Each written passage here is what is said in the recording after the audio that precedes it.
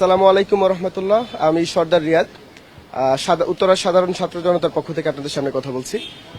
আপনারা জানেন যে আমাদের গত 22 তারিখে হচ্ছে কে মামুন ভাই, সাবেক যুগ্ম আহ্বায়ক তুরাগ থানা বৈষম্য বিরোধী ছাত্র আন্দোলনের, উনি বাসা থেকে বের হন এবং পরবর্তীতে 21 নম্বর রোড এবং 23 নম্বর রোডের মধ্যখান থেকে ওনাকে নিখোঁজ হিসেবে দেখা যায়। তো ওনাকে আমরা প্রথম থেকে দেখেছি যে পুলিশের যদি অসহযোগিতার কথা আমরা বলি, যে প্রথম যখন উনি 22 তারিখে নিখোঁজ হয়ে যান, পরবর্তীতে হচ্ছে আমি পার্সোনালি হচ্ছে ভাইয়ের ওয়াইফের সাথে আমরা কয়েকজন ছিলাম, গিয়ে জিটি করে আসি।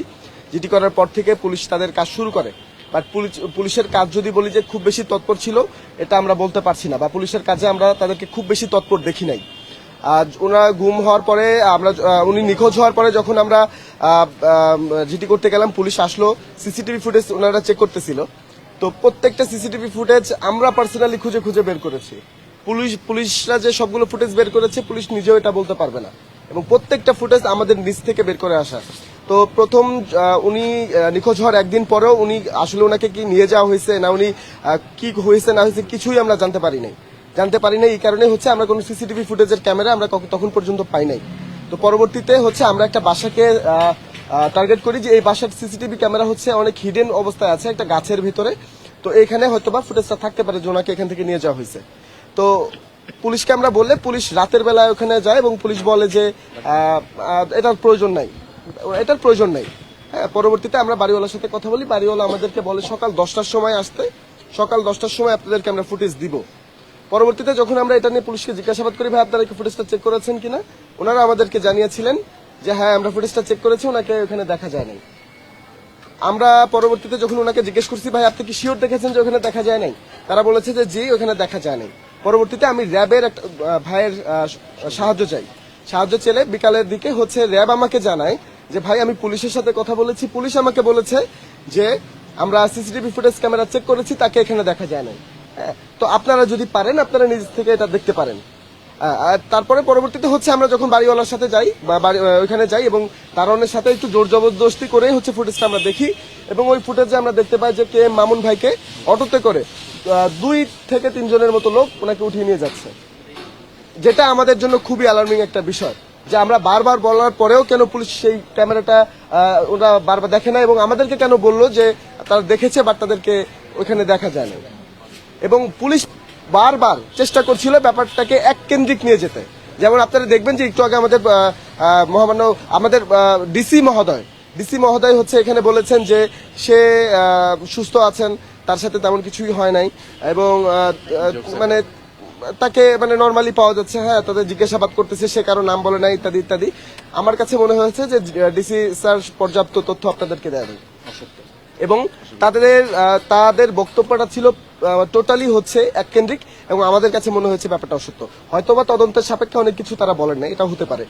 তো আমরা হচ্ছে প্রথম থেকে অসহযোগিতা পেয়েছি, এবং আপনারা সকলেই জানেন যে কে মামুন ভাই যখন থেকে নিখোঁজ হয় তার আগের রাতে হচ্ছে ওনাকে থ্রেট দেওয়া হয়, এবং সেই থ্রেটের কথা সরাসরি আমাকে এবং আমাদের বৈষম্য বিরোধী ছাত্র আন্দোলনের তুরাগ থানার যে সাবেক আহ্বায়ক নূর মোহাম্মদ ভাইকে সে ফোন দিয়ে জানায় ব্যাপারটা। হ্যাঁ, আমি ক্লিয়ার করছি ব্যাপারটা। তো ওনাকে থ্রেট দেওয়া হয়েছে, এবং তো সে আমাদেরকে জানিয়েছে যে ভাই আমি তো একটু ভীত আছি, আমাকে থ্রেট দেওয়া হয়েছে।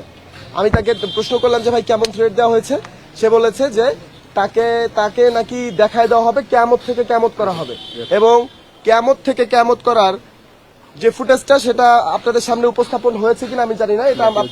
এটা হচ্ছে তুরাগ যুব শক্তি নামক একটা গ্রুপ। হ্যাঁ, সেই গ্রুপে হচ্ছে এভাবে সরাসরি লেখা হয়েছে যে আমরা এটা দেখে রাখবো, এটা দেখে নিব, শেষ দেখে নিব মানে একবার। এবং এখানে জাতীয় যুব শক্তির কেন্দ্রীয় সংগঠক শেখ গোলাম মোস্তফা এবং মাহাতব খান বাঁধন নামে 2টা ব্যক্তিকে মেনশন দেওয়া হয় যে ভাই আপনারা আমাদেরকে অনুমতি দেন, আমরা এটা দেখতে চাই। কে মামুনকে উদ্দেশ্য করে কথাটা বলা হয়েছে।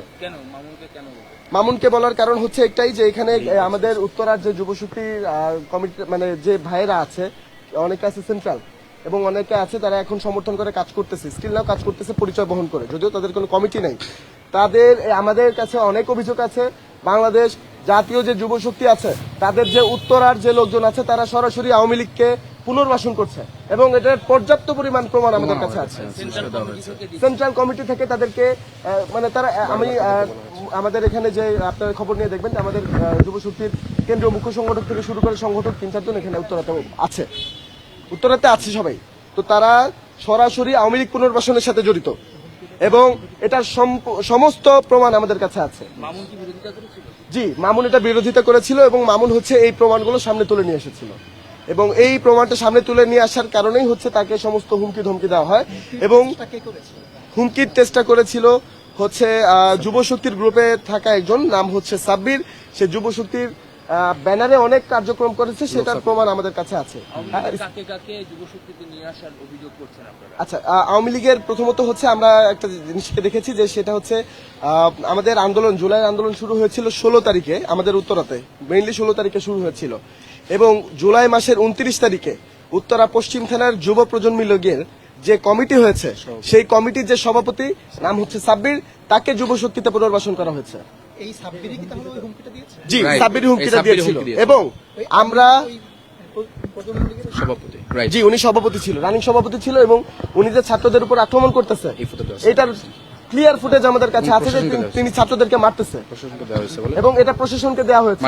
আমরা সাসপেক্ট হিসেবে তাকে আমরা প্রথমে দিয়ে এসেছি যে সে হুমকি দিয়েছে, সে ছাত্রলীগের মানে প্রজন্ম লীগের ছিল, লীগের দোসর, সে এইসব করতেই পারে, আমরা সাসপেক্ট হিসেবে তাকে দিয়েছি।